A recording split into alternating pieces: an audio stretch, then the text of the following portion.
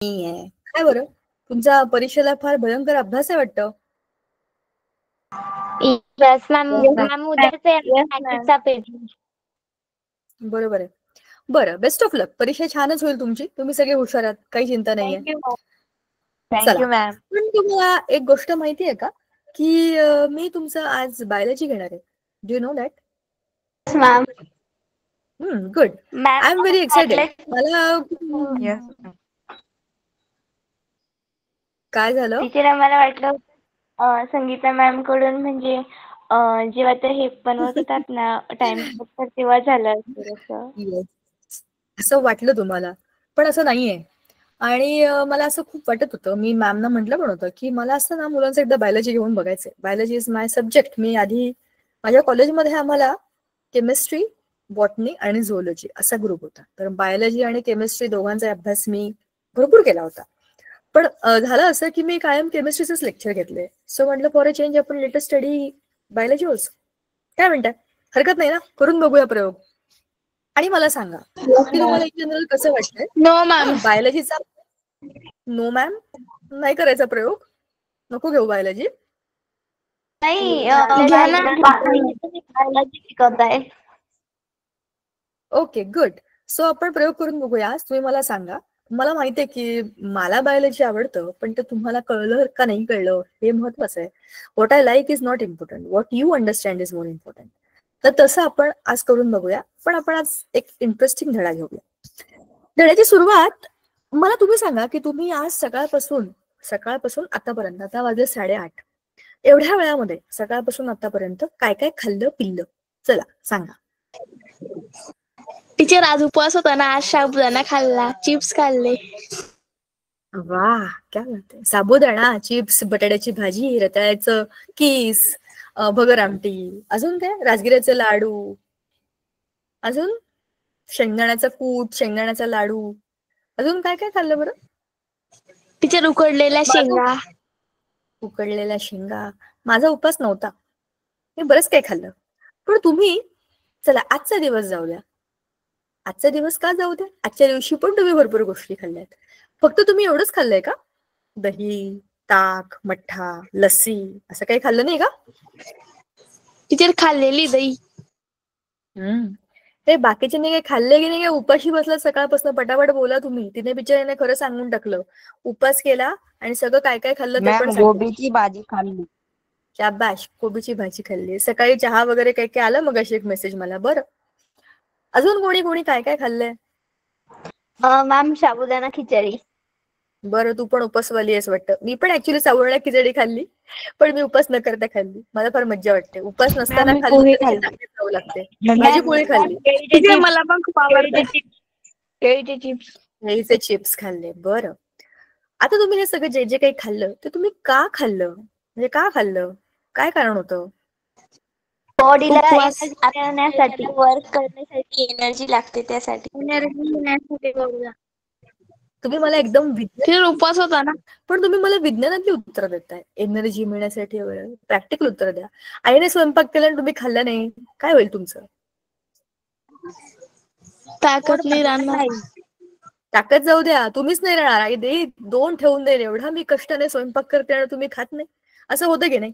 तुमच्या आवडीची भाजी तुम्ही खात नाही, पण आई तर प्रेमाने करते. कारल्याची भाजी काही लोकांना आवडत नाही, कडू लागते म्हणून. पण आई तर करते ना, मसाले बिसाले टाकून काय काय करून. तरी नाही खाल्ली की मग काय तू तो भाजी नाही खाल्ली, हे नाही केलं, ओके नाही? मम्मी मारेल, बरोबर आहे. माझ्या घरी पण सेम प्रकरण आहे. डब्यात दिलेली भाजी पोळी परत येते. मी म्हणते कशाला तुला मी डबा देऊ, तू उपाशीच राहा, तेच बरं आहे. भूक लागल्यावर बरोबर खाशील. सगळ्या आया सेम असतात.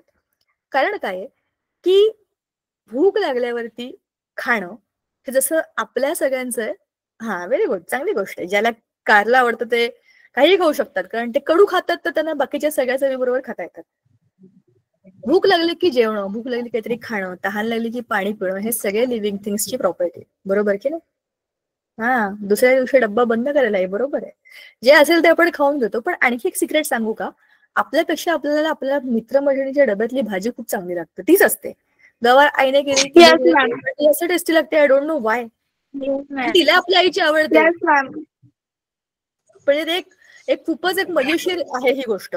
आणि हे पण आहे का, बघितलंय का तुम्ही, ऑब्झर्व केलंय का, स्वतःच्याच हाताने आपण बनवलेला स्वयंपाक पण आपल्याला आवडत नाही. म्हणजे दुसऱ्याने टेस्ट केला असेल तरी ते छान लागतं, आपणच करा आपणच खा म्हणलं की ते आपोआप त्याची चव आय डोंट नो काय काय होऊन जाते, पण ते नाही आवडत.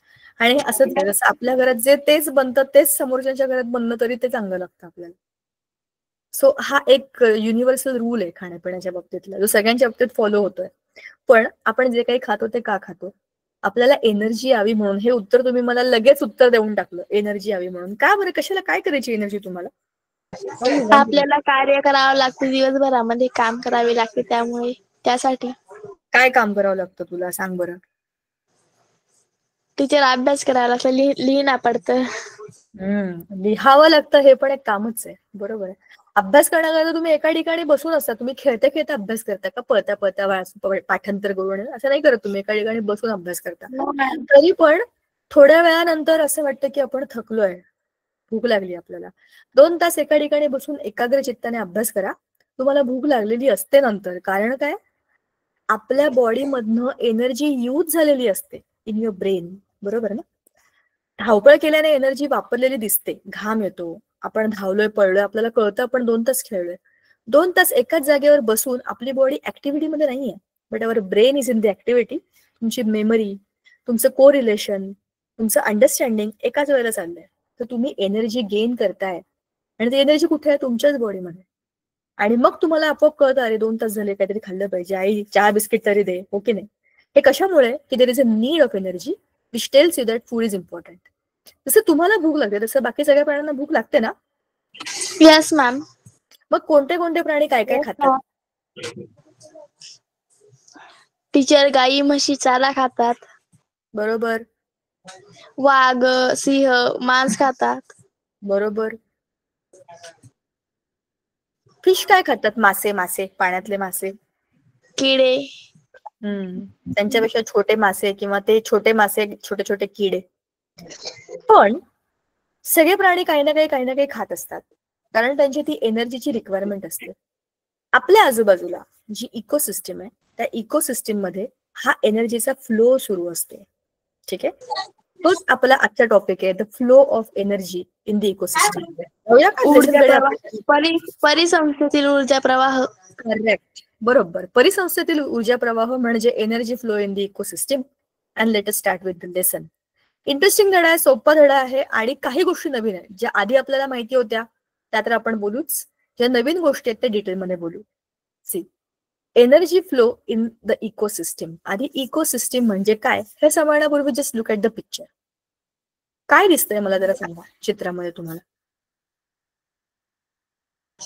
टीचर, झाड दिसत आहेत, माणसं दिसत आहेत.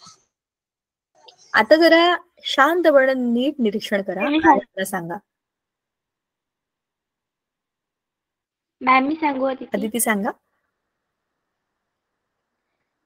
टीचर, इथे ना म्हणजे एक सायकल दाखवलेली आहे, जी की म्हणजे प्रत्येक जीव म्हणजे एखाद्याची वस्तू आहे, सॉरी जी घटना आहे तर ती दुसऱ्या घटनेवर अवलंबून आहे, दुसऱ्या जीवांवर अवलंबून आहे, जसे की.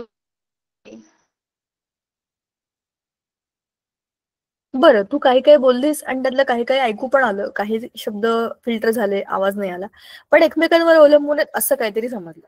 एवढंच कळलं तुम्हाला एवढ्या मोठ्या चित्रामध्ये? मला तर केवढ्या गोष्टी दिसत आहेत. इरोजन कंट्रोलचा अर्थ काय होतो? ते नका वाचू, चित्रात काय सांगितलंय ते सांगा, मग मी तुम्हाला सगळं एक्सप्लेन करेनच. चित्रात क्या है वो बोलो मुझे.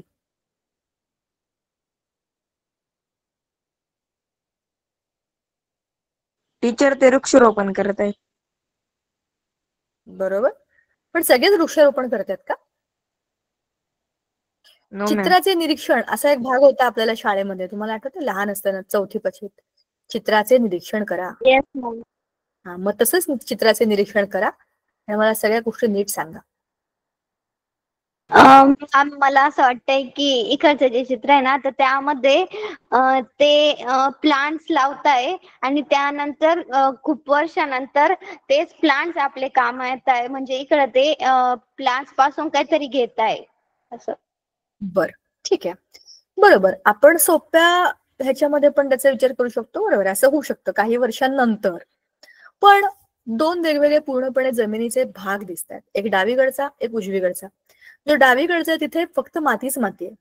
झाडं लावतायत तिकडे कुठेच तरी अशी तुरळक वगैरे अशी काही काही रोपं उगवलेली आहेत.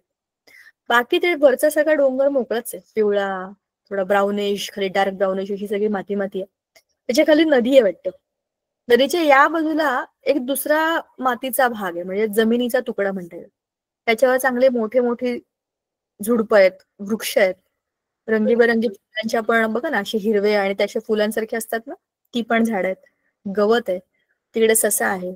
ती एक बाई काहीतरी करतेय तिथे, झाडं लावतीये, काढतीये, काहीतरी करतेय किंवा पाणी घालतीये. एक माणूस त्या झाडावरचे ते लाल लाल काढतोय, बहुतेक ऍपल असावे. आकाशामध्ये तिथे पक्षी उडतायत. तिथेच बाजूला जे पाणी तिकडनं उजवीकडची तुम्ही इकोसिस्टीम बघा, त्याच्यामध्ये हिरवळ आहे आणि त्या हिरवळीमुळे खूप सारे प्राणी, पक्षी, वनस्पती आणि मनुष्य हे एकत्र आहेत. या बाजूच्या इकोसिस्टीम मध्ये वरती पक्षी बिक्षी काही नाहीये. या बाजूच्या पाण्यामध्ये पण काही तुम्हाला दिसत नाहीये. इथे लोक झाडं लावतायत. म्हणजे इरोजन कंट्रोल या शब्दाचा अर्थ आता जरा समजून घेऊया. तुम्ही मगाशी विचारलं होतं पण मी थांबले होते मुद्दा, कारण आधी तुमच्याकडनं मला उत्तर अपेक्षित होते की चित्रात काय आहे ते तुम्ही सांगावं. तर ते आपलं झालं. आता मी तुम्हाला सांगणारच आहे की ते काय आहे. इरोजन या शब्दाचा अर्थ आहे क्षरण. जेव्हा झाडं मुळासकट उपटून टाकतो आपण, म्हणजे काय करतो, जंगल तोडतो आणि तिथली सगळी जमीन सपाट करून तिथे वेड्यासारखी घरं बांधत सुटतो, तेव्हा काय होतं, जेव्हा ती जमीन मोकळी असते, मोकळी, नुसतीच झाडं तोडलेली आहेत, नुसतीच लाकडं पाहिजे म्हणून, ते पिक्चर नाही का पुष्पा, त्याच्यामध्ये ते लाल लाल रंगाचं लाकूड कापायचं म्हणून कितीतरी जंगलातली झाडं तोडून टाकतात. झाडं तोडली, चंदन की लकडी, बरोबर, लाल चंदन की लकडी. झाडं तोडली म्हणजे काय झालं, तिथली माती मोकळी झाली. जेव्हा पाऊस पडतो तेव्हा त्या पाण्याबरोबर ही सगळी मोकळी माती वाहून निघून जाते आणि वाहून गेलेल्या मातीला तुम्ही कंट्रोल नाही करू शकत. म्हणूनच इरोजन कंट्रोल, इरोजन या शब्दाचा अर्थ क्षरण, पाण्याबरोबर माती वाहून जाणं हा खूप मोठा लॉस आहे. कारण जमिनीचा तो वरचा भाग, मातीचा सगळ्यात वरचा जो स्तर असतो तो खूप पोषक द्रव्यांनी भरलेला असतो. माती, सुपीक माती शेती करता आणि झाडांकरता उत्तम असते. तीच तुमची वाहून गेली तर खाली सगळे खडक खडक दगड असतात ना, ते नको. माती टिकून राहावी म्हणून त्या मातीचं इरोजन कंट्रोल करावं लागतं. म्हणजे you have to control that damage, की ती माती तुमची निघून जाऊ नये हातातनं. You have to control that. Then there is soil restoration. अशी तुम्ही बऱ्याच ठिकाणी बघितलं असेल बघा, म्हणजे उत्खनन करतात, काहीतरी खणतात जमीन आणि ते मातीचे ढिगारे दुसरीकडे उपसून ठेवतात. चांगली माती असते ती, पण ती माती खूप दिवस पडीक राहते, त्याच्यामध्ये सिमेंट टाकतात, काहीतरी कचरा पडतो, भरपूर काय काय होतं. त्या सॉइल इरोजनमुळे तिथली जी माती आहे ती सगळी खराब होते, बरोबर. आणि त्या सॉइल रिस्टोर करण्याच्या प्रक्रियेला आपण काय म्हणतो, सॉइल रिस्टोरेशन. जस्ट एकच मिनिट, आता मी हे ना चित्र मोठं करणार आहे, पण तुम्ही त्याच्यातली जी पाण्यातली गोष्ट आहे त्याच्याकडे बघायचं आणि मला सांगायचं की ते काय होणार आहे, बरं का. मी जरा चित्र, बोला मॅम. मी आदित्य चव्हाण नावाने वेदिका मोरे जॉईन झालेली. मग चांगली गोष्ट आहे वेदिका, मला असंही कोणीच दिसत नाहीये.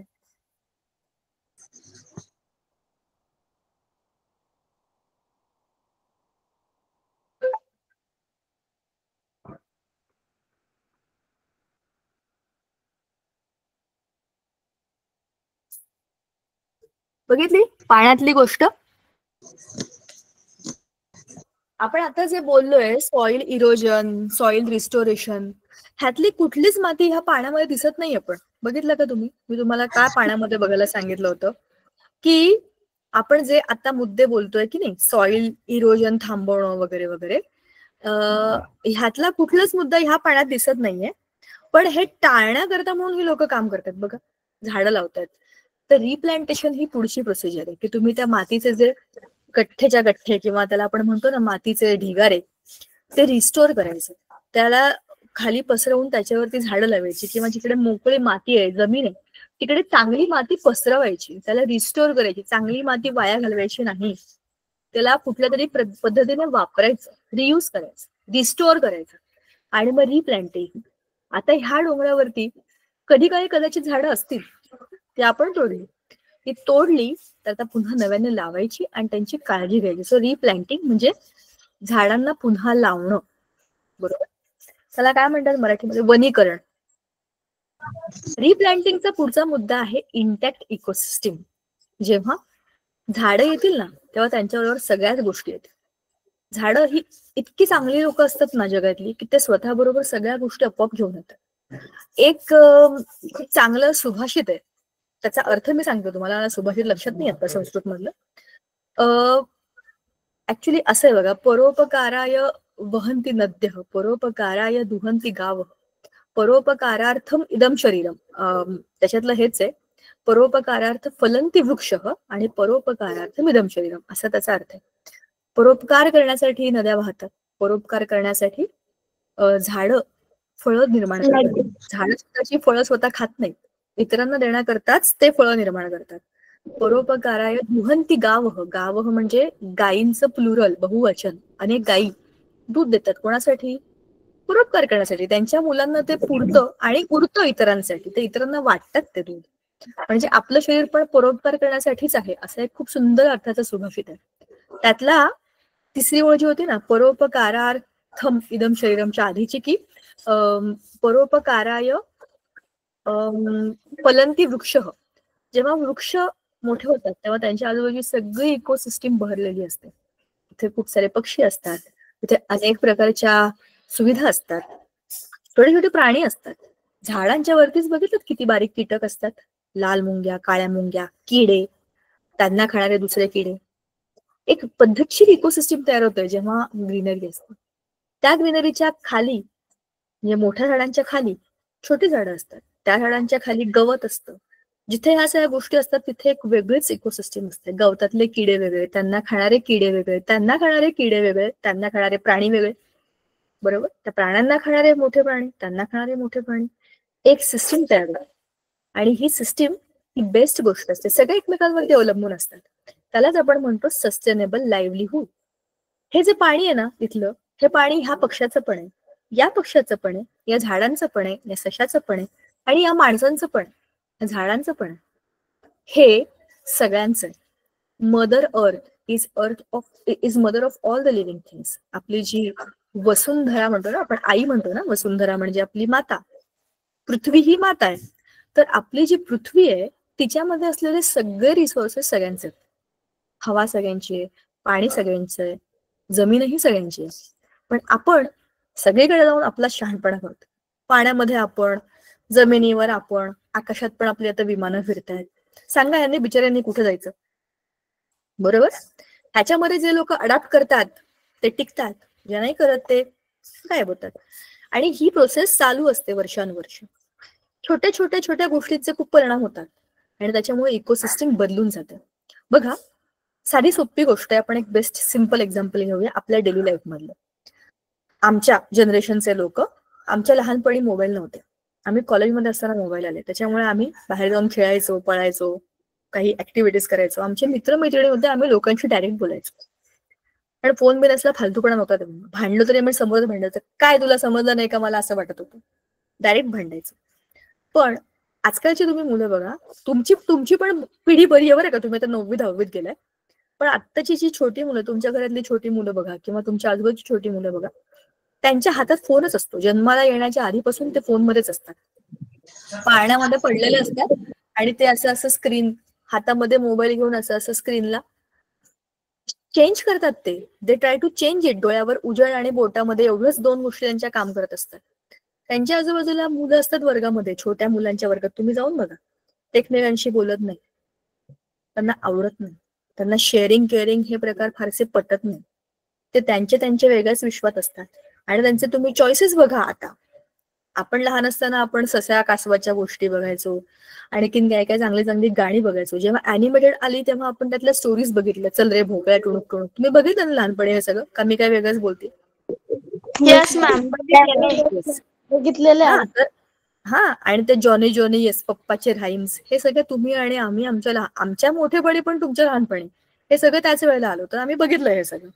पण आताच्या छोट्या मुलांचे तुम्ही व्हिडिओज बघा, स्किबिडी टॉयलेट, कार वॉर, म्हणजे तुम्ही त्याच्यात डोकं बाजूला ठेवूनच तुम्ही ते बघणार. स्किबिडी टॉयलेट हा टॉपिक कसा काय असू शकतो, पण आहे. सांगायचा मुद्दा की तुम्ही आत्ताच्या मुलांचं विश्व बघितलं ना, ते एवढंच विश्व आहे. त्यांना कोणाही बरोबर पटकन बोलायला, रिॲक्ट करायला आवडत नाही, कारण की ते कनेक्टेडच नाही जगाशी. इकोसिस्टीम तुमच्या आजूबाजूला काय काय आहे तुम्ही बघितलं तर तुम्हाला समजेल ना. माझं आणि माझ्या पुरतं एवढा विचार केला तर तुम्ही स्वतःच्या बाउंड्रीज कट करताय आणि एका कोशामध्ये जाऊन बसताय. बरोबर. हीच आहे आपली इकोसिस्टीम आणि आपलं सराउंडिंग, त्याला आपण एन्व्हायरमेंट म्हणतो. आता ह्या चित्रामध्ये लिव्हिंग थिंग्स आहेत, नॉन लिव्हिंग थिंग्स आहेत, नॅचरल आहेत, मॅनमेड आहेत, भरपूर गोष्टी आहेत. सी, सगळ्या एकमेकांना इंटरकनेक्टेड असतात. आपल्या सराउंडिंग मध्ये लिव्हिंग थिंग्स आहेत, नॉन लिव्हिंग थिंग्स आहेत. आत्ताच्या आत्ता तुम्ही जिथे बसलात तर तुमच्या रूम मध्ये जर आजूबाजूला एक नजर टाका, कितीतरी गोष्टी नॉन लिव्हिंग आहेत आणि कितीतरी गोष्टी लिव्हिंग आहेत. आपल्या घरातली सगळी माणसं लिव्हिंग आहेत. काही लोकांकडे पेट्स असतात, गाई, म्हशी, कुत्रे, मांजरे, काय काय असतात, फिश टँक असतात, ते सगळे लिव्हिंग आहेत. आमच्या घराच्या बाहेर आतकिडे आहेत, बाहेर पक्षी. आमच्या पार्किंग मध्ये एक पक्षी, काळा पक्षी रात्री वर जाऊन बसलेला असतो. तो इतका काळा आहे की बॅकग्राऊंडला मॅच होतो. कॅमोफ्लेज आठवतं ना, बॅकग्राऊंडला मॅच होण्याची प्रॉपर्टी. सो अशा खूप साऱ्या गोष्टी आपल्या आजूबाजूला सुरू असतात आणि आपल्या आजूबाजूला सगळीकडे झाड आहेत. आमच्या घराच्या आजूबाजूला तर झाडच झाड आहेत, आम्ही जंगलातच राहतो. सो अशा पद्धतीची जी ग्रीनरी आहे तिथे वेगळी इकोसिस्टीम असते आणि तिथे वेगवेगळ्या प्रकारचे किडे, प्राणी आणि झाडं सुद्धा. माझ्याच घराच्या आजूबाजूला पावसाळ्यामध्ये कमीत कमी 10 ते 15 वेगवेगळ्या प्रकारची फुलं मला दिसतात प्रत्येक पावसाळ्यात. 3-4 वर्षापूर्वी ती 20 ते 25 होती, पण गेल्या 3-4 वर्षामध्ये इथे आजूबाजूला लोकांनी फिरवून बिरवून, तोडफोड करून, कचरा टाकायची जागा, असं काय काय करून काही डॅमेज केला. ती आता संख्या 15 पर्यंत आलेली. 10 ते 15 प्रकारची छोटे छोटे निळ्या रंगाची, एवढी छोटी टिंबा, एवढी गुलाबी रंगाची, अशी व्हरायटी ऑफ फुलं पावसाळ्यामध्ये दिसतात. बरोबर. गवताचे पाते असतात ना, त्याला असे 5 तुरे असतात, ती त्याची फुलंच आहेत. सो ही सगळी व्हरायटी आपल्या आजूबाजूला जी असते म्हणजे लिव्हिंग थिंग्स मधली, ती आपले बायोटिक फॅक्टर्स आहेत. पानांमध्ये व्हरायटी बघा, कधीतरी जाऊन बघा तुम्ही. तुमच्या आजूबाजूला जर हिरवळ असेल तर तुम्हाला समजेल की मी काय म्हणते, आणि नसेल तर गार्डन मध्ये जा. गार्डन मध्ये खूप प्रकारची फुलं, फळं, झाडं असतात. फळं तोडायला जाऊ नका, पानं बघायला जा.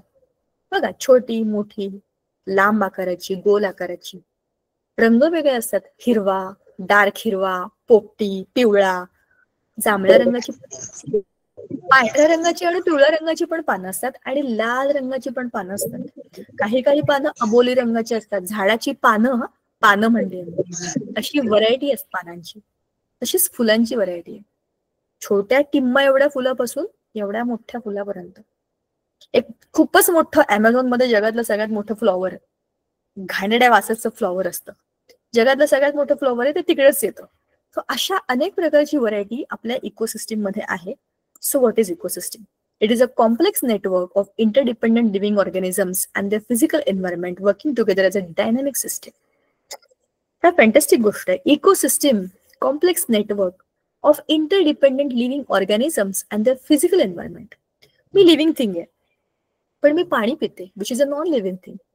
माझ्या आजूबाजूला हवा आहे ज्यातनं मी ऑक्सिजन घेते, which is also a non living thing.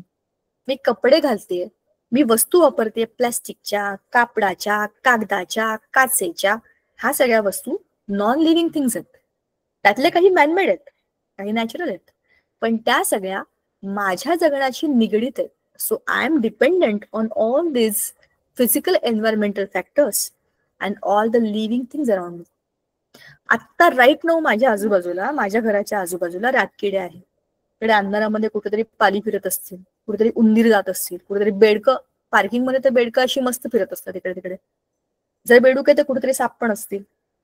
आजूबाजूला पक्षी झोपलेले असतील, झाडं आहेत ती झोपलेली असतील. बरोबर. ही इकोसिस्टीम आहे ज्याच्यामध्ये शाळेमध्ये 2 साप भेटले. शाळेमध्ये म्हणजे वर्गात आले होते का? नाही, ग्राउंड मध्ये. बापरे, खूप मोठे होते? कोण होते? कोब्रा? नाही, छोटे होते, एवढे पण मोठे नव्हते. बरं, थँक गॉड. त्यांचाही जीव वाचला असेल आणि सरांनी मारलं त्यांना, मारून टाकलं त्यांना. काल साप हो. निघाला होता, कोबरा होता. बापरे, आजच केलं ते. सर्पमित्रांना बोलवून देऊन टाकायचं असतं, पण ते म्हणा हो. शाळेमध्ये खूप रिस्की गोष्ट असते. काही आगाऊ मुलं जाऊन पकडण्याचा प्रयत्न करतात. तुम्ही आजकाल बघितलंय का ते युट्यूब वरती लोक असे गळ्या बिळ्यात एक आजी साप घालून अशा एक आजी फिरतायत, तसा तुम्ही तो मीम बघितला? असं धरते म्हणून एक आजी आहेत त्या 9वारी साडी मधल्या, एवढी मोठी धामण गळ्यामध्ये घालून फिरतायत. म्हणजे ज्यांना जमतं त्यांना जमतं, ज्यांना भीती वाटत नाही ते काही करू शकतात, पण इट्स अ रिस्क. आपल्याला माहित नाही ना, सगळ्याच प्रकारचे साप आपण बघून नाही सांगू शकत की विषारी आहे का बिनविषारी. करेक्ट आहे, बरोबर आहे. ते इकोसिस्टीम मध्ये साप असतात बरं का. एखाद्या वेळेला तो साप दिसला तर एवढी भीती नाही वाटणार, एवढी ती पाल दिसल्यावर भीती वाटते. इकोसिस्टीम मधल्या पाली. आणि तुम्हाला माहितीये का, एक तुम्हाला इंटरेस्टिंग गोष्ट सांगते. मी नेहमी असं विचार करते की ह्या पालींना कोण खात असेल, एवढ्या घाण दिसणाऱ्या एवढ्या गलिच्छ पालींना कोण खात असेल. शी म्हणजे शी, कोण पालीला कोण खाईल यार. बेडकाला तर ठीक आहे, साप खातो हे आपण चित्रात पाहिलंय. पालीला खाताना तुम्ही बघितलंय का कोणतरी चित्र? मॅम साप खाता. पालींना खातात. मेले बघितलेलं. मी कधीच कुठल्याच चित्रामध्ये पालीला कुठला तरी प्राणी खातोय हे पाहिलेलं नाहीये. सो हो, मग टीचर, मी पण नाही पाहिलं. खातात, साप खातात. साप खातात, पण आहे, टीचर, साप मी दिसलं तर पाहिजे. काही काही लोकांच्या घरांमध्ये एवढ्या पाली असतात, त्या सगळ्या पकडून सापांना देऊन टाकाव्या. छी, किती घाण. पण एक दिवस मी खूप अमेझिंग गोष्ट बघितली, that I must share with you. आमच्या घराच्या इकडे गोडाऊन्स वगैरे आहेत बरं का. त्या गोडाऊन्सच्या ना खूप मोठ्या मोठ्या उंच भिंती असतात. दुपारचीच वेळ होती आणि एक अशी घाणेरडी पिवळट गलिच्छ ग्रेइश मोठी जाडी पाल त्या भिंतीवरती फिरत होती. आणि कुठला तरी पक्षी आला, असा आला आणि झुपकन पाल खाऊन गेला. म्हणजे मी जस्ट कार पार्क करत होते आणि वरती बघितलं तो आला आणि तिथे पाल दिसली होती मला. म्हणजे मी गाडी पार्क करताना समोरच्या भिंतीवर बघितली आणि तशी इकडे पाल दिसलीच का मला. मी हे म्हणतेच आहे, पण तो आला आणि झुपूक गेली ती पाल. तेव्हा मी आयुष्यात पहिल्यांदा बघितलं की कुठलं तरी पक्षी सुद्धा पालीला खातात. आय वॉज लाईक, ये रोज ये, इथल्या सगळ्या पाली खाऊन टाक, घालून टाक त्यांना. आणि पाली किड्यांना खातात, घरातली जळमट दूर करतात, त्यातल्या किड्यांना काय मान्य आहे मला. पण पालींना पण चॉईस आहे, हे तुम्हाला माहितीये का. ते सगळ्या प्रकारचे किडे खात नाहीत, ते त्यांना आवडतात तेच किडे खातात. पाली घरामध्ये असून सुद्धा खूप लोकांच्या घरामध्ये जळमट असतात, ते कोळ्यांना का नाही खात मला समजत नाही. सगळ्याच प्रकारचे प्राणी, बारीक बारीक किडे ह्या पाली खात नाहीत. हे माझं निरीक्षण आहे, तुमचं आहे का मला सांगा. जस्ट टेल मी की काय आहे. म्हणजे आपण बहुतेक टेस्टी प्राण्यांना खात असतील, त्यांना जे आवडतात ते. आपण खातो ना. आज मला मॅगी खावंसं वाटतंय तर मी मॅगीच खाईन. बोला. त्यांना ना ते ग्रास हॉपर सारखे ते ब्लॅक राहतं बघा, ते जास्त खातात. ते असे नाकतोड्यासारखे एकदम छोटे राहतात आणि सेम तसेच दिसतात. ते रात्री जास्त आवाज करतात फक्त आणि एकदम काळे असतात. छोटे छोटे रातकिड्यासारखे. अगं पण मग काय उपयोग आहे रातकिड्यांना. ते प्राणी तर काही त्रास पण देत नाही, ते इकडे तिकडे उडतच जातात. जे घरामध्ये जळमट बघतात त्यांना तरी खाल्लं पाहिजे ना. आणि तर आपण म्हणू करत एकतरी पाल, म्हणजे घरात तर पाल दिसली की मी पळून जाते. शी, त्याच्यापेक्षा ते नको बाबा, पाल नको, असं कसं तरी वाटतं. ते किती घाण वाटतं. काय ते डोळे, काय तो आकार, आणि तशा अशा चालतात. शी, मला पण खूप घाण वाटतं बघितल्यावर. The dirtiest animal I feel. मला झुरळ परवडतं, तर एखाद्या वेळेला उंदराची पण भीती नाही वाटणार. साप आला तर खरंच सापाची भीती नाही वाटणार. मी ओम नमः शिवाय म्हणेन आणि त्याला जाऊ देईन किंवा मी पळून जाईन. पालीचं काही करू पण नाही शकत. आणि पाल खाली पडते धपाक्कन आणि इतकी घाण दिसते ना ती. एनिवेज, खूप घाण दिसते. हा, पाल प्रकरण थांबवूया आपण आता. तर आपण बोलतोय आपल्या इकोसिस्टम्स बद्दल.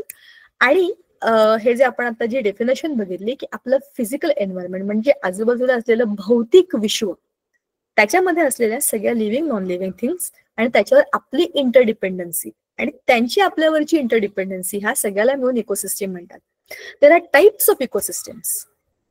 कोणत्या कोणत्या असतात की पाण्यामधली ॲक्वेटिक असते, किंवा डेझर्ट इकोसिस्टम असते, टुंड्रा इकोसिस्टम असते, किंवा जिकडे खूप बर्फ आहे तिथली इकोसिस्टम वेगळी असते. ह्या सगळ्या आपण बघू आणि त्यातले फॅक्टर्स बघू. बायोटिक, ॲज नेम सजेस्ट, बायोचा अर्थ आहे लिव्हिंग. तर लिव्हिंग फॅक्टर्स असतात ते बायोटिक फॅक्टर्स असतात. मग अबायोटिक फॅक्टर्स कोण असतात? सगळे नॉन लिव्हिंग थिंग्स. सगळ्यात इम्पॉर्टंट एअर, वॉटर, सॉइल. ते आपल्या सगळ्या आयुष्याचा बेस असते. रादर आपल्या बॉडीमधली तत्व मी तुम्हाला सांगितलं होती ना, आपण 5 तत्वांनी बनलोय: वायू, अग्नी, पृथ्वी, जल आणि नभ. त्यातलं आपल्या शरीरामध्ये वायू पण आहे. पृथ्वी म्हणजे जे सॉलिड आपल्या बॉडीमध्ये आहे ते. पाणी आपल्या बॉडीमध्ये आहे, जल म्हणजेच पाणी. वायू, अग्नी, आपल्या पोटात अग्नी असतो. वायू, अग्नी, पृथ्वी, सॉलिडिटी, जल, पाणी, आणि नभ. नभ म्हणजे ऍक्च्युली हा आध्यात्मिक विषय पण सांगते. नभ म्हणजे बियॉन्ड द थिंग्स. जे आकाश आहे त्या आकाशाला सीमा नाहीये, ते खूप लांबपर्यंत विस्तारलेलं असं आहे. असं आपल्या शरीरामधलं आपलं मन आणि आपली बुद्धी ह्या अशा गोष्टी आहेत ना ज्याचा तुम्हाला थांगपत्ता नाही लागत. म्हणजे आता मी तुमच्याशी बोलतेय आणि तुम्ही माझं ऐकता, तरी तुमच्या डोक्यामध्ये तिसऱ्याच गोष्टी कुठेतरी काहीतरी सुरू असतील ज्या बियॉन्ड चाललेल्या आहेत, बरोबर? तुम्हालाही माहित नाहीये आणि मलाही माहित नाही. मला माझ्या डोक्यात काय चाललंय मागच्या बाजूला तरी मला माहित नसतं, तर तुम्हाला कसं माहिती असणार की तुमच्या डोक्यात पलीकडे काय चाललंय? सायमल्टेनियसली खूप गोष्टी सुरू असतात आपल्या मेंदूमध्ये, आपल्या मनामध्ये. कधीतरी कोणतरी बोललेलं 20 वर्षापूर्वीचं वाक्य पण आपल्या लक्षात असतं आणि कधीतरी काल काय खाल्लं तरी लक्षात नसतं. सो अशा सगळ्या गोष्टी ज्या बियॉन्ड आहेत आपल्या, हे नभ तत्व आहे. नभ म्हणजे ज्याला अंत नाहीये असं. ठीक आहे, असं आपलं शरीर बनलंय. सो हे बायोटिक आणि अबायोटिक कंपोनेंट्स आपल्या आजूबाजूला सगळीकडे असतात. आपल्याला माहिती आहेत लिव्हिंग थिंग्स कोणत्या, नॉन लिव्हिंग थिंग्स. चला माझ्या एका प्रश्नाचं उत्तर द्या. समजा मी 5वीतली एक मुलगी, 5वी-6वीतली एक मुलगी आणि मी स्कूल बसने शाळेत जाते. मागच्या वर्षी मी व्हॅनने जात होते. या वर्षी माझी स्कूल बस मोठी झाली. जसं मी पाणी पिते, ती पेट्रोल पिते किंवा डिझेल पिते. मी गाणी म्हणते, ती पण गाणी म्हणते. मी रात्री झोपते, ती पण पार्किंग मध्ये झोपते. मी जसा श्वास घेते तसं ती पण श्वास घेते, कारण ती धूर सोडते, कार्बन डायऑक्साईड. आणि त्याच्यानंतर जशी मी धावते, पळते, तशी ती पण रस्त्यावर पळते. मग माझी जी शाळेची जी बस आहे, माझी स्कूल बस आहे, ती लिव्हिंग थिंग आहे, बरोबर की नाही?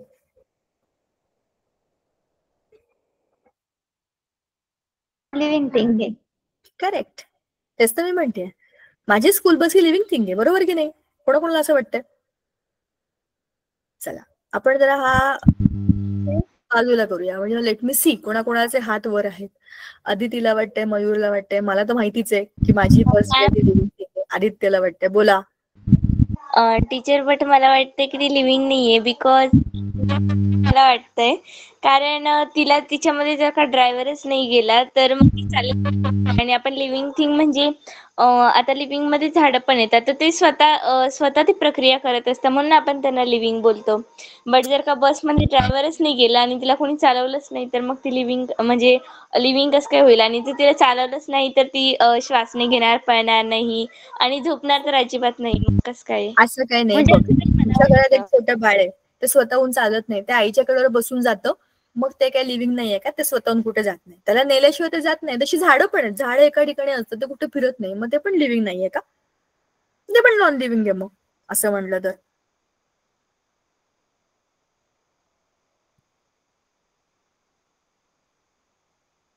मला नाही पटलं. मला तर अजूनही वाटतं माझी स्कूल बस लिव्हिंगच आहे. नाही मॅम. पण का नाही? मग tell me the answer. Madam काही वेळेस ती लिव्हिंग राहते आणि काही वेळेस नॉन लिव्हिंग. व्हायरस आहे का? टीचर बरं. टीचर ते सजीव नाहीये, निर्जीव आहे. ते पण का? यंत्र आहे टीचर, केव्हाही खराब होऊ शकतं ते. असं काही नाहीये. माझ्या आईचं डोकं पण कधी खराब होऊ शकतं. मग काय, ती कधी मला मारते, कधी पण मला रागवते. मी अभ्यास केला तरी पण ती मला मारते. मग मॅम, जर समजा एखादी मोटार आहे, ती जर एखाद्या वेळेस ती बंद पडली, समजा ती चालू होत नाहीये, आपण तिला रिपेअर करून परत चालू करू शकतो. करेक्ट. पण तसंच तसं आपण आपण मी आजारी पडले की मी डॉक्टरकडे जाते आणि माहिती आहे मी तुम्हाला कन्फ्युज करतेच आहे. मी डॉक्टरकडे जाते, मला बरं नसतं, मग मी गोळ्या औषधं घेते, मग मला बरं वाटतं. म्हणजेच यंत्र खराब झालं की जसं आपण त्याला रिपेअर करतो, तसंच मी पण खराब झाले की मी डॉक्टरकडे जाऊन रिपेअर करून घेते स्वतःला. जसे माणसांचे डॉक्टर तसे गाड्यांचे पण डॉक्टर असतात, मेकॅनिक. पण टीचर ते निर्जीव आहे ना. पण का नाही? टीचर सांगू का का असं? म्हणजे मला तरी असं वाटतं की बाळ म्हणजे आईवर वगैरे डिपेंड असतं. सो ते निर्जीव नाही ना, ते सजीव येईल. तर म्हणजे त्याच्यामध्ये आतमध्ये तर ती प्रक्रिया सुरू असते ना, ती वाढ होण्याची. आणि तसंच झाडांमध्ये ते पण सजीव आहे. तर त्यांच्यामध्ये पण ती प्रक्रिया होत असते. ते फोटोसिंथेसिस करतात, मग जेवण म्हणजे त्यांचं अन्न बनवतं आणि त्यांची वाढ होत असते. तर मग तसंच जर का जी कार असते, तर तिच्यामध्ये जर म्हणजे तुम्ही आता त्याला ड्रायव्हर नाही नेला तर ती चालणार नाही. आणि तर जर ती चालली नाही तर तिच्यामधून तो जो कार्बन डायऑक्साईडचा जो धूर असतो तर तो निघणार नाही. आणि म्हणजे तिच्या बेसिकली आपण त्याच्यामध्ये जेव्हा ती प्रक्रिया करतोय तरच ती म्हणजे ती सजीव होते. आणि जर त्याच्यामध्ये प्रक्रिया नाहीये किंवा आपण चालवत नाही तर ती निर्जीव असेल. मॅम म्हणजे जसं तो मी म्हणाला सांगू का मॅम? मी पण एकदा सांग. सांगा. मला पण अजून ते करत क्वेश्चन असा आहे पण मॅम आपल्याला आधी म्हणजे आम्हाला 6वीला शिकवलेले जी पण लिव्हिंग थिंग असते ना तर तिची वाढ होत राहते, ती ग्रो होत राहते. आणि मी सांगितलं मागच्या वर्षी माझी व्हॅन होती ती बस झाली आहे, ती वाढली आहे ना आता. वाढ झाली. हा, वाढ होते. आणि त्यानंतर ते रिप्रोडक्शन करत असतात, नवीन जीव तयार करत असतात. आणि अजून एक जे आहे ते एक्सक्रेशन, म्हणजे त्यांच्यामधले जे टाकाऊ पदार्थ असतात, आता आपण पण टाकाऊ पदार्थ म्हणजे एक्सक्रेशन करतो. आणि जे प्लांट असतात ते पण एक्सक्रेशन करतात, त्यांचे टाकाऊ पदार्थ हे बाहेर टाकतात. आणि सगळ्यात मोस्ट पार्ट म्हणजे आपण सेल्सनी बनलेलो आहे, पेशींनी. सगळे म्हणजे सगळे सजीव हे पेशींनी बनलेले. प्लांट पण सेलने बनलेले आहे, पण बस कुठं सेलने बनलेली आहे? जे सेल आहेत त्याच्यामध्ये ऍटम्स आहेत आणि त्याच्यामध्ये पण केमिकल्स आहेत. आणि आपली जी बस आहे ते पण केमिकल्सनी बनली आहेत आणि त्याच्यामध्ये पण ऍटम्स आहेत. तर त्या सगळ्यांचा बेस तर सेमच आहे. झाडांचे प्लांट सेल वेगळे, अॅनिमल सेल वेगळे. मग प्लांट सेल अॅनिमल मध्ये नाही म्हणजे ते निर्जीव आहेत का? ते वेगळ्याने गोष्टींनी बनलेत, हे वेगळ्या गोष्टींनी बनले, हे बरोबर आहे. पण चला कन्फ्युजन क्लिअर करू का आपण हे शाळेपर्यंत हेच बोलायचं? आम्ही ऐका, माझं काम आहे कन्फ्युज करणं, मला फार आवडतं. कन्फ्युजन वाढलं ना की उत्तर मस्त मस्त ब्रेन स्टॉर्मिंग, याला काय म्हणतात? Brain storming. डोक्याला खाद्य मिळतं. तुमच्या घरामध्ये जर कोणी छोटी मुलं अशी असतील ज्यांना असा प्रश्न पडला असेल तर ते खूप इंटेलिजंट आहेत, बरोबर आहे. कारण मागच्या वर्षी त्यांनी जी स्कूल बस बघितली त्याच्यापेक्षा यावर्षीच्या स्कूल बसमध्ये बदल झाले. आपण शाळेमध्ये जे शिकलो की हे सजीवांचे गुणधर्म सगळेच्या सगळे स्कूल बसला लागू होतात आणि म्हणून माझी स्कूल बस ही लिव्हिंग थिंग आहे असं वाटलं तर काही चुकीचं नाहीये. जे आपण आपल्याबद्दल बोलतोय तेच आपण आपल्या बसबद्दल बोलतोय. पण 2 खूप इम्पॉर्टंट गोष्टी, त्यातली एक लावण्याने ऑलरेडी सांगितली. सगळ्या लिव्हिंग थिंग्सच्या 2 खूप स्पेशल प्रॉपर्टी आहेत ज्या त्यांना लिव्हिंग थिंग्स बनवतात. सगळ्यात पहिली रिप्रोडक्शन, स्वतः सारखाच एक एक्झॅक्ट नवा जीव निर्माण करणं. मायक्रो ऑर्गॅनिझम्स पण स्वतःसारखे नवे मायक्रोब्स बनवतात. व्हायरस सुद्धा हे काम करतात कारण की त्यांना रिप्रोड्यूस करायचं, त्याची रेस कंटिन्यू करायची. दुसरी आणि इम्पॉर्टंट महत्वाची गोष्ट आहे नॅचरल डेथ. निसर्गतः एक चक्र असतं, जन्माला येणं, थोडं मोठं होणं, आणखीन मोठं होणं, तरुण होणं, वृद्ध होणं, म्हातारं होणं आणि मरून जाणं, ही एक नॅचरल सायकल आहे, त्याला आपण लाईफ सायकल म्हणतो.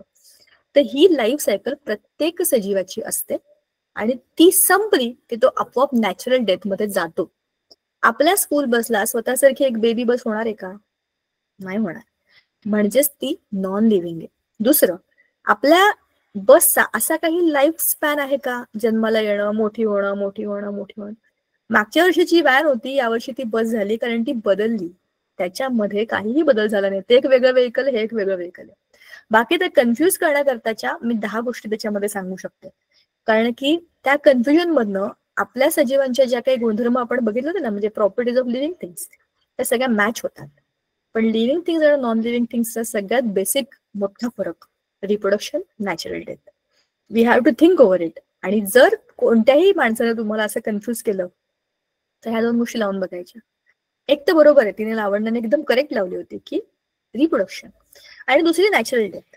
हे तुम्ही आता आपली गाडी पण अशी खूप दिवस ठेवली तर ती गंजून जाते, खराब होऊन जाते, पण ती नॅचरल डेथ नाहीये. ती जन्माला येणं, मोठी होणं आणि सायकल मधनं मरणं आणि खराब होऊन गंजून पडणं, तुटणं, हे वेगळं आहे, बरोबर ना? ह्या 2 वेगवेगळ्या गोष्टी आहेत. आता दुसऱ्या प्रश्नाचं उत्तर, जे की म्हणालो आपण की आपली बॉडी जी आहे ती सेल्सनी बनलेली. सेल्सच्या मध्ये पण ऍटम्स आहेत कारण ते केमिकल्सचे बनलेले आहेत. आणि गाडी जी आहे ती पण कुठल्या तरी केमिकलची, लोखंडाची, पितळाची, काहीतरी त्याच्यात पार्ट्स आहेत ना, ते पण ऍटम्सनी बनतात. सो सगळ्याचा बेसिक फंडामेंटल जो आहे तो ऍटम्सच आहे. म्हणजे केमिस्ट्री आपल्या सगळ्यांचा बेस आहे. बायोलॉजी आणि केमिस्ट्री एकमेकांचे सख्खे मित्र आहेत, बरोबर ना? तर दोघांनाही एकमेकांच्या हातात हात घालून चाललं की जास्त पुढे काय म्हणतात चांगला मार्ग मिळेल. बायोलॉजीमध्ये केमिस्ट्री आहे आणि केमिस्ट्रीमध्ये पण बायोलॉजी आहे. एक अख्खी ब्रांचच आहे बायोकेमिस्ट्री. त्यात बायोलॉजी आणि केमिस्ट्री हातात हात घालून चालतात. दोघांचं इक्वल मिक्सचर आहे त्याच्यामध्ये. तर असा एक महत्वाचा घटक आहे. लिव्हिंग आणि नॉन लिव्हिंग थिंग्स आपल्या आजूबाजूला असतात आणि आपण सगळे त्यांच्यावरती डिपेंडंट असतो, ते आपल्यावर डिपेंडंट असतात. हा होता तो बायोटिक अबायोटिक फॅक्टरचा मुद्दा. आणि मी तुम्हाला मुद्दाम कन्फ्युज केलं कारण की मला माहित होतं की तुम्ही डोकं चालवणार आणि काहीतरी मस्त उत्तर देणार. त्यातनं आपला मुद्दा पुढे जातो. सो बायोटिक अबायोटिक फॅक्टर्स कळले. आता जाऊया आपल्या पुढच्या मुद्द्याकडे. That is energy flow in the ecosystem. ही सगळ्यात महत्वाची गोष्ट आहे. आपला या धड्याचा कोरच आहे. आपल्या आजूबाजूला जो एनर्जी फ्लो सुरू आहे त्याची सुरुवात कुठून होते जरा मला सांगा. Don't look at this and just tell me. आपल्या आजूबाजूला जी एनर्जी फिरतीये त्याचा उगम काय आहे? मॅम मी सांगू? कोण सांगते? कोणतरी वेगळ्या माणसाने सांगा बरं जरा. मयूर पवार किंवा श्रुती पवार, कोमल खारकर, अनमोल सोनी, रागिणी अहिरे. आपण काय फक्त ऐकायला नाही आलं, आपण बोलू शकतो. बिंदास माईक ऑन करायचं आणि बोलायचं. Hello ma'am. बोला. मैम मैम अनमोल सोनी नाम से जो ज्वाइन हुई ना वो मैडम है। अच्छा ओके ऑलराईट. पण असे भरपूर सारे नवे नवे स्टुडंट असतात ना आपल्याकडे. वेदिका आहे, वीरेंद्र सिंग पाटील, नेहा आहे, एक तानाजी काठमोर, आय थिंक बाबांचं नाव आहे का, एक बलिराम आहे, बलिराम, ज्योती चव्हाण. आदिती मला माहितीये तू मग उत्तर दिलं ना. जे आपले नेहमीचे बोलणारे मेंबर आहेत ना ते सोडून कोणतरी उत्तर दिलं. कोणतरी वेगळ्या माणसाने सांगून बघा ना. आपल्या आजूबाजूला जी एनर्जी फ्लो होते त्याची सुरुवात कुठून होते? आईच्या नावाने ठीक आहे ना. पण ये प्रकाश संश्लेषण बोला. हा मदिती ऐका मुलांना, तुम्हाला प्रश्न कळला का? प्रभाकर पाटील ह्या नावाने जे कोणी बोलतात तुमचा आवाज ना खूप ब्रेक झाला बरं का. मला काहीच कळलं नाही. उत्तर सांगितलं असेल कदाचित पण मला ऐकू नाही आलं. प्रश्न असा आहे की आपल्या आजूबाजूला जो एनर्जी फ्लो आहे त्याची सुरुवात कुठून झाली? प्रकाश संश्लेषण प्रकाश संश्लेषण झाडांना प्रकाश संश्लेषण झाडांमध्ये झाली. बरं, अजून कोणाचं काही वेगळं उत्तर आहे का? हरिओम विश्वकर्मा झाडापासून. सांगे. झाडापासून हे उत्तर कळलं. नवं उत्तर मॅम माझं वेगळं सांगू? सांगा. मॅम सनलाईट पासून. कारण जेव्हा सनलाईट येतो तेव्हा प्रकाश संश्लेषण होतं आणि प्रकाश संश्लेषण जेव्हा होतं तेव्हा झाडं ग्रो करतात आणि त्याच्यानंतर त्यावर प्रायमरी कन्झ्युमर्स वगैरे वगैरे पुढे होतात. म्हणजे याची जे इकोसिस्टीमचा फ्लो आहे तर त्याच्यामध्ये सगळ्यात मेन कॅरेक्टर जो आहे तो बॉस जो आहे तो सनलाईट आहे. करेक्ट आहे. तो आपला बाबा आहे ना. मॅडम मी सांगू? बोला. मॅडम सकाळ सनलाईट ना. सनलाईट असं म्हणालस का? बरोबर आहे. करेक्ट आहे. बरोबर आहे ना. सूर्याची जी ऊर्जा आहे, जी हीट एनर्जी आहे, तीच तर पानं ट्रॅप करतात. तुम्हाला आता मी एक प्रश्न विचारते. तुम्ही मस्त कुकर बिकर मध्ये वरण भात म्हणजे कच्चा डाळ तांदूळ बिंदूळ सगळं भरून ठेवा. कुकर तसाच ठेवून द्या रात्रभर. ते होईल का? त्याला शिजेल का ते? त्याला तुम्ही गॅस ऑन करावा लागेल ना तुम्हाला. Yes ma'am. हीट दिल्यानंतर ते आपोआप गरम होणार, शिजणार आणि ते तुम्हाला खाण्यायोग्य बनेल. अदरवाईज ते पाण्यामध्ये मऊ मऊ सॉफ्ट झालेलं असेल पण ते शिजलेलं नसेल. तर गरमी ही खूप महत्वाची गोष्ट आहे फूड बनवण्याकरता. जसं आपल्या किचन मध्ये लायटर म्हणजे लायटरने जेव्हा तुम्ही तुमचा गॅस ऑन करता तेव्हा तुमचं सगळं अन्न शिजतं. म्हणजे you cook the food due to heat. तसंच वनस्पतींचं किचन आहे, त्यांची लिव्स काय आहे त्यांच्या किचन मध्ये सांगा बरं जरा मला.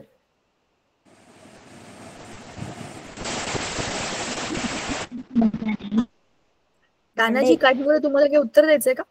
तुमचा माईक ऑन आहे. आवाज असा क्लिअर आला नाहीये काही. टीचर क्वेश्चन समजलं नाही प्लीज. बघा पानांमध्ये असं काय सिस्टीम आहे त्याच्यामुळे सगळं अन्न शिजतं तिकडे?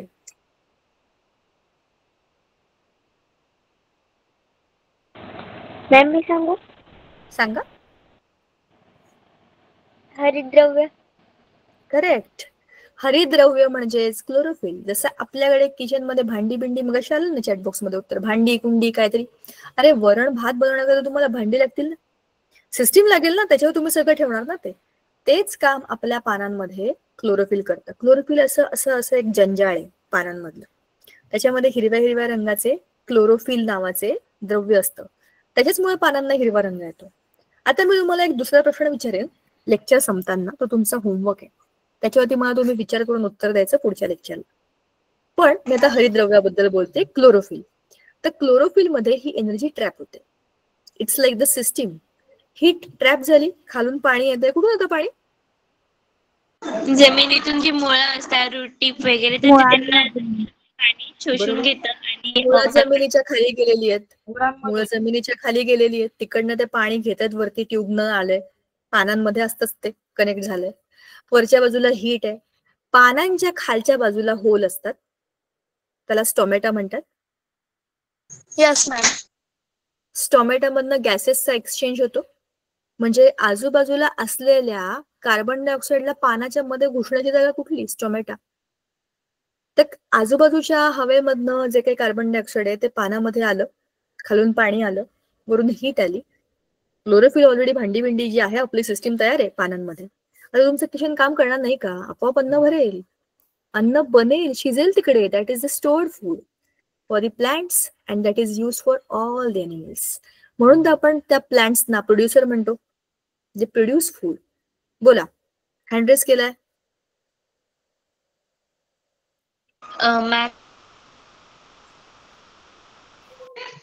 टीचर म्हणजे कन्फ्युज झाले.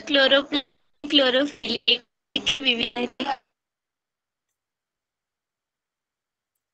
आवाज खूप ब्रेक होतोय ग, मला काही कळलं नाही. क्लोरोफिल एवढंच समजलं. तू चॅटबॉक्स मध्ये टाक. तर हा सांगायचा मुद्दा असा होता की आपल्या आजूबाजूला जे अन्न बनतं त्याची सुरुवात सनलाईटने होते. जर रात्रीच्या वेळी तुम्ही स्वयंपाक केलात पानांमध्ये तर तो होणारच नाही, कारण तिथे लाईटच नाहीये, म्हणजे हीट नाही. म्हणूनच फोटोसिंथेसिस या शब्दातला फोटो जो आहे ना, photo means light. When there is light only then there is that photosynthesis. हे अंधारामध्ये होत नाही, कारण अंधारामध्ये हीट नाहीये, बरोबर. म्हणून रात्रीच्या वेळेला फोटोसिंथेसिस होत नाही, ते दिवसा होतं. फूड स्टोअर करून त्याच्यामध्ये राहतं आणि ते जे स्टोअर्ड फूड आहे ते पानं त्यांच्या ग्रोथ करता वापरतात. झायलम मधनं पाणी येतं आणि फ्लोएम मधनं फूड सगळीकडे पसरतं. ठीक आहे, ही झाली आपली फूड चेनची सुरुवात. मग ते ग्रास खाणारे primary hitter, secondary hitter, tertiary hitter म्हणजे प्राथमिक भक्षक, द्वितीय भक्षक, तृतीय भक्षक. थोडंसं सांगा जरा पटापट. मॅम थोडंसं रिपीट करा. Primary hitter, secondary hitter, tertiary hitter हे कोण असतात? करेक्ट, ग्रास होपर, नाकतोडे हे कोण असतात? Primary hitter. अनम्यूट करून बोला, पटपट बोलणं होतं. Primary hitter. प्रायमरी इटर त्यांना कोण खातं? त्यांना फ्रॉग. नाकतोड्याला साप खातो. नाही, फ्रॉग. बेडूक. त्याला सापाला कोण खातं? गरुड. बरं. सापाला गरुड खातो. आणि गरुडाला कोण खातं? गरुडाला मॅम त्याला कोणी खात नाही, ते डिकम्पोज होतं. बरोबर, गरुडाला जर कोणीच खाऊ शकत नाही तर मग तो मेल्यावर काय होतं? खाऊ शकत नाही, कारण तो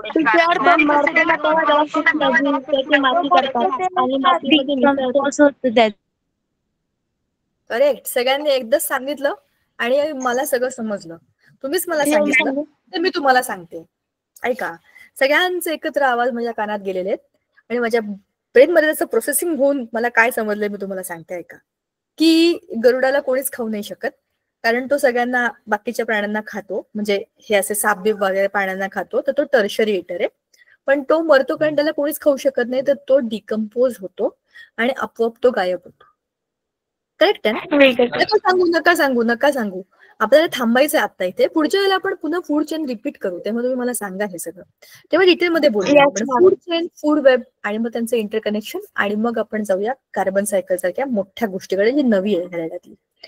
तर आज आपण बायोलॉजी शिकलो. तुम्हाला कळलं का? टीचर खूप छान. हो, थँक्यू सो मच. टीचर खूप छान शिकवलं होतं. टीचर तुम्ही होमवर्क सांगणार होते. होमवर्क, येस, होमवर्क असं आहे, ज्या पानांमध्ये हिरवा रंग नसतो, तुम्हाला आताच सांगितलं मी, जांभळे असतात, पिवळे असतात, पांढरे असतात, मग त्यांच्यामध्ये फोटोसिंथेसिस होत नाही का? माहिती असेल तरी सांगू नका, विचार करा आणि पुढच्या वेळेला सांगा.